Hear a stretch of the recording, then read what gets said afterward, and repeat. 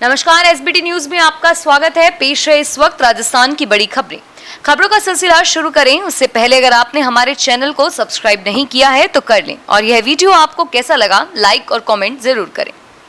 राजस्थान में सभी धार्मिक स्थल 7 सितंबर से आम लोगों के लिए खोले जा सकेंगे। कोरोना संक्रमण की समीक्षा बैठक में राज्य के मुख्यमंत्री अशोक गहलोत ने यह फैसला लिया। सभी धार्मिक स्थलों पर कोरोना गाइडलाइन के पालन करना जरूरी होगा और हर जिले के कलेक्टर और एसपी बड़े धार्मिक स्थलों में जाकर निगरानी करेंगे। बड़े धार्मिक स्थलों में कोरोना सुरक्षा के सभी नियमों का पालन करवाने की जिम्मेदारी भी उस जिले के कलेक्टर और एसपी की होगी। सभी धार्मिक स्थलों को समय समय पर सैनिटाइज किया जाएगा और श्रद्धालुओं के लिए मास्क लगाना और सोशल डिस्टेंसिंग की पालना करना जरूरी होगा। विधानसभा चुनाव में टिकट नहीं मिलने से नाराज होकर कांग्रेस का दामन थामने वाले पूर्व मंत्री सुरेंद्र गोयल ने बुधवार को पूर्व मुख्यमंत्री वसुंधरा राजे से मुलाकात की। राजे इन दिनों प्रदेश की राजनीति में फिर से सक्रिय नजर आ रही है और ऐसे में दोनों नेताओं के बीच हुई इस मुलाकात को गोयल की घर वापसी के रूप में भी देखा जा रहा है। वसुंधरा राजे समर्थक नेताओं में से एक गोयल के साथ साथ घनश्याम तिवाड़ी और मानवेंद्र सिंह की वापस भाजपा में शामिल होने की अटकलें हैं। तिवाड़ी और गोयल ने 1 साल कांग्रेस ज्वाइन की थी, लेकिन दोनों ही नेता विचारधारा मेल नहीं खाने की वजह से कांग्रेस के किसी भी कार्यक्रम में नजर नहीं आते। वसुंधरा राजे के साथ विधायक नरपत सिंह राजवी की नजदीकियां भी बढ़ रही है और पिछले दिनों राजवी ने राजे से 2 बार मुलाकात भी की थी। गहलोत कैबिनेट की बुधवार को होने वाली बैठक स्थगित कर दी गई है और अब यह बैठक आज गुरुवार शाम 5 बजे मुख्यमंत्री निवास पर होगी। प्रदेश में पिछले 1 माह तक चले सियासी ड्रामे का अंत होने के बाद यह बैठक बुलाई गई है। बुधवार की बैठक कांग्रेस अध्यक्ष सोनिया गांधी की ओर से दोपहर में मुख्यमंत्री के साथ वीडियो कॉन्फ्रेंसिंग की वजह से टल गई थी और बैठक के लिए मंत्रिमंडल सचिवालय की ओर से सभी कैबिनेट मंत्रियों को सूचना भिजवा दी गई है। अब सरकारी दफ्तरों में भी कॉर्पोरेट झलक दिखेगी। अधिकारी और कर्मचारी परिचय पत्र के साथ नजर आएंगे। यह नवाचार पूरे जोधपुर संभाग के सरकारी कार्यालयों में किया जा रहा है। संभागीय आयुक्त डॉक्टर समीर शर्मा ने एक आदेश जारी कर संभाग के जिला कलेक्टर्स को इसकी पालना कराने के निर्देश दिए हैं। संभागीय आयुक्त का मानना है कि आमतौर पर सरकारी कार्यालयों में परिवादियों और विभिन्न कार्यों के लिए बाहरी लोगों का आना जाना लगा रहता है और ऐसे में सरकारी कार्मिक और बाहरी व्यक्ति की पहचान कर पाना आसान नहीं होता। राजस्थान कांग्रेस के प्रभारी महासचिव अजय माकन के प्रदेश दौरे के बाद यहां संगठन में नियुक्तियों की राह खुलेगी। अपने 5 दिवसीय प्रदेश दौरे के लिए माकन रविवार को जयपुर पहुंचेंगे और वे 2 दिन तक यहां पीसीसी मेंबर, एआईसीसी मेंबरों से मुलाकात करेंगे और इसके बाद अगले 3 दिनों तक वे यहां संभागवार दौरा करेंगे। इस दौरे में उनके साथ प्रदेशाध्यक्ष गोविंद सिंह डोटासरा और सह प्रभारी विवेक बंसल भी साथ होंगे। संभाग में वे विधायकों और स्थानीय कांग्रेस प्रतिनिधियों से भी मुलाकात करेंगे। सूत्रों के मुताबिक कांग्रेस आलाकमान ने यह निर्देश दिए हैं कि संगठन व राजनीतिक नियुक्तियों की प्रक्रिया को जल्द से जल्द पूरा कर लिया जाए। राजस्थान में मानसून की सक्रियता प्रतिदिन प्रदेश के कई इलाकों को भिगो रही है। मौसम विभाग ने आज भी राज्य के कई इलाकों में बारिश का अनुमान जताया है। मौसम विभाग के अनुसार आज पूर्वी राजस्थान के कई जिलों में हल्के से मध्यम दर्जे की बारिश हो सकती है और इसके मद्देनजर 3 जिलों के लिए येलो अलर्ट भी जारी किया गया है। मौसम विभाग के अनुसार आज पूर्वी राजस्थान के 12, झालावाड़, सवाई माधोपुर जिले में कहीं कहीं पर बारिश हो सकती है। राजस्थान सरकार ने पुलिस एवं प्रशासनिक अधिकारियों को राष्ट्रीय महत्व के कार्यक्रमों, सांस्कृतिक व खेल आयोजनों के दौरान राष्ट्रीय ध्वज की गरिमा और सम्मान बनाए रखने के लिए इससे संबंधित नियमों की सख्ती से पालना सुनिश्चित करने के निर्देश दिए हैं। राज्य सरकार ने पुलिस महानिदेशक सहित सभी संभागीय आयुक्तों, जिला कलेक्टरों, विभागाध्यक्षों, मंडल एवं आयोग को निर्देश जारी किया गया है। राष्ट्रीय ध्वज के प्रदर्शन से संबंधित नियम, कानून और परंपराओं की पालना हर हाल में की जानी चाहिए और इसको लेकर झंडा संहिता 2002 तथा राष्ट्रीय गौरव अपमान निवारण अधिनियम 1971 के उपबंधों का कड़ाई से पालना सुनिश्चित किए जाने के निर्देश दिए गए हैं और साथ ही राष्ट्रीय ध्वज के प्रति मान सम्मान बनाए रखने के लिए आम जन को इससे संबंधित नियमों की जानकारी देने के लिए जन जागरूकता लाने के लिए कहा गया है। कोरोना के साथ जीना है तो पर्यटन क्षेत्र में आगे भी बढ़ना है। पर्यटन प्रदेश की अर्थव्यवस्था की रीढ़ है और राजस्थान सरकार इस रीढ़ को मजबूत करने में लगी हुई है। Is of travelling in Rajasthan theme पर नई पर्यटन नीति के ड्राफ्ट तैयार कर लिया गया है और मुख्यमंत्री के अनुमोदन के बाद जल्द ही प्रदेश की नई पर्यटन नीति जारी कर दी जाएगी। नए पर्यटन सत्र की शुरुआत के साथ ही यानी कि 1 सितंबर से इस नीति को लागू माना जाएगा। पिछले 5 महीने से देश दुनिया में कोरोना के चलते कितनी समस्याएं आई है और इस पीड़ा से भी गुजर रहे हैं। राजस्थान भी कोरोना से अछूता नहीं रहा और प्रदेश को संपन्न और समृद्ध पर्यटन ढांचा कोरोना के चलते चरमरा गया।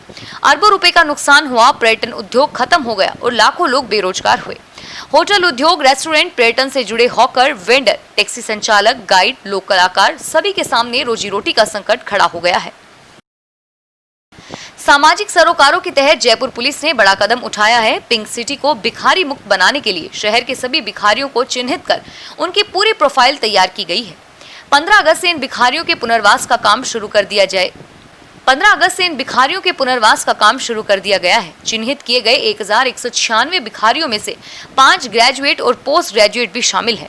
भिखारियों के स्किल के मुताबिक उन्हें काम के अवसर देने की कोशिश की जाएगी और वहीं उनके बच्चों की एजुकेशन पर भी फोकस रखा जाएगा। कोरोना संकट के दौरान हुए लॉकडाउन में भिखारियों के जीवन यापन पर बड़ा संकट खड़ा हुआ है। इस दौरान डीजीपी भूपेंद्र सिंह यादव की नजरें भिखारियों की समस्या पर गई और उन्होंने सामाजिक सरोकारों के तहत भिखारियों के पुनर्वास का जिम्मा जयपुर पुलिस को दिया। उदयपुर में ग्राम पंचायत डब्याचा के डामोर फला के प्राथमिक विद्यालय का निर्माणाधीन भवन घटिया कार्य से बुधवार करीब 3:30 बजे गिर गया। विद्यालय के प्रधानाध्यापक बसुराम डामोर ने बताया कि अप्रैल 2013 में विद्यालय स्वीकृत होकर प्रारंभ किया गया था। 7 वर्ष से बालकों को केलुपोस्ट के मकान में ही अध्ययन कार्य करवाया जा रहा है और वर्ष 2018-19 में राज्य सरकार ने बजट 24,45,000 का बजट स्वीकृत कर कार्यकारी एजेंसी परियोजना समन्वय समग्र शिक्षा अभियान उदयपुर ने ठेकेदार के द्वारा विद्यालय निर्माण कार्य प्रारंभ किया था। कोरोना काल होने की वजह से विद्यालय की छत भरने के बाद कार्य रुका हुआ था, मगर बुधवार को अचानक भवन गिरने की सूचना मिली, जिस पर मौके पर जाकर देखा तो भवन गिर गया। राजस्थान के स्नातक और स्नातकोत्तर कॉलेज में प्रथम वर्ष के दाखिले जारी हैं। कॉलेज शिक्षा निर्देशालय के निर्देशानुसार प्रथम वर्ष बीए, बीकॉम, बीएससी, बीबीए पाठ प्रथम पास कोर्स में ऑनर्स कोर्स के विद्यार्थियों की प्रवेश परीक्षा सूची गुरुवार शाम तक जारी होगी। निर्देशालय द्वारा जारी प्रवेश वरीयता सूची में नाम आने पर विद्यार्थी ई मित्र पर जाकर 2 सितंबर तक प्रवेश शुल्क जमा करा सकेंगे। SPSCCA के प्राचार्य डॉक्टर ML अग्रवाल ने बताया कि महाविद्यालय की फेसबुक आईडी वेबसाइट पर विद्यार्थियों को प्रवेश सूची उपलब्ध करवाई जाएगी। विद्यार्थी द्वारा प्रवेश फॉर्म में दिए गए मोबाइल पर SMS से भी सूचना भेजी जाएगी। पाली जिले के रास थाना क्षेत्र के राबड़ियावास सरहद स्थित अंबुजा सीमेंट फैक्ट्री परिसर में लगे ATM को तोड़कर रुपए निकालने के प्रयास में वारदात का पुलिस ने राजफाश करते हुए आरोपी को गिरफ्तार कर लिया। रास थाना प्रभारी सुरेंद्र कुमार दुग्स्तावा ने बताया कि 18 अगस्त रात में ATM मशीन पर तोड़फोड़ हुई थी और पुलिस ने CCTV फुटेज जुटाकर मामले में आरोपी राबड़ियावास निवासी महेंद्र पुत्र तेजाराम गुर्जर को गिरफ्तार किया और उसने वारदात कबूल कर ली।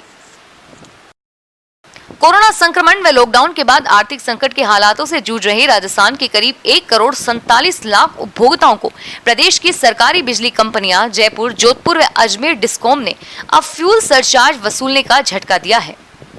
तीनों डिस्कॉम उपभोक्ताओं की ओर से बीते साल अक्टूबर 2019 से दिसंबर 2019 के बीच खर्च की बिजली पर 30 पैसा प्रति यूनिट के हिसाब से फ्यूल सरचार्ज की वसूली होगी, यानी कि हर उपभोक्ता से 350 से 2,000 रुपए लिए जाएंगे। जयपुर कमिश्नरेट के थानों में 15,000 से ज्यादा वाहन कबाड़ बन गए। अधिकतर वे वाहन हैं जो चोरों से बरामद हुए हैं। इन वाहनों के मामले दर्ज होने के बाद पुलिस ने FR लगा दी और वाहन मालिक ने क्लेम ले लिया। FR लगने के बाद चोर गिरफ्तार हुए तो पुलिस ने उनसे चोरी के वाहन बरामद किए। वाहन मालिकों द्वारा क्लेम होने पर पुलिस इंश्योरेंस कंपनियों को कई बार कह चुकी, मगर वाहनों के कबाड़ होने के कारण कंपनियां भी उन्हें नहीं ले जा रही और साथ ही पुलिस इन वाहनों को नीलाम भी नहीं कर सकती। इसके चलते थानों में वाहनों का ढेर लगा हुआ है। अजमेर में निजी स्कूलों की फीस मांगने को लेकर परिजनों की नाराजगी बढ़ रही है। स्कूल खर्चे और स्टाफ की पगार का हवाला देकर फीस मांग रहे हैं और वहीं अभिभावक आर्थिक स्थिति के चलते फीस में रियायत चाहते हैं। सेंट स्टीवेंस के समक्ष हुए प्रदर्शन में कुछ बातें सामने आई। अभिभावकों ने चिताया कि फीस को लेकर सरकार और प्रशासन ने कोई फैसला नहीं किया तो 31 अगस्त को राजस्थान बंद किया जाएगा। कोरोना संक्रमण के चलते निजी सरकारी स्कूल बंद है। सभी स्कूल विभिन्न ऐप से बच्चों को ऑनलाइन पढ़ा रहे हैं। सेंट स्टीवन स्कूल में हाल ही में अभिभावकों को मैसेज पैकेज फीस जमा कराने को कहा और इसको लेकर कई अभिभावकों ने ज्ञापन भी दिए हैं। फिलहाल इस बुलेटिन में इतना ही और फिर हाजिर होंगे तमाम बड़ी खबरों के साथ।